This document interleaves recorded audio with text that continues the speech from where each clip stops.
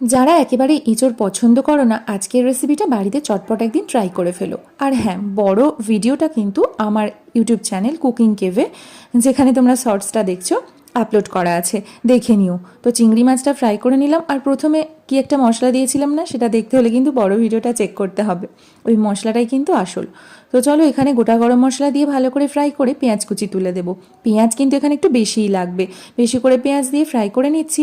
তার সাথে কাঁচা লঙ্কা, টমেটো, আদা রসুন যেমন যেমন লাগে প্রত্যেকটা এই রেসিপিগুলোতে দিয়ে ভালো করে কষিয়ে নিচ্ছি। আর সমস্ত মশলাও দিয়ে দিলাম। তারপর সেদ্ধ করে রাখা এঁচোড় আর আলুটাও তুলে দিচ্ছি।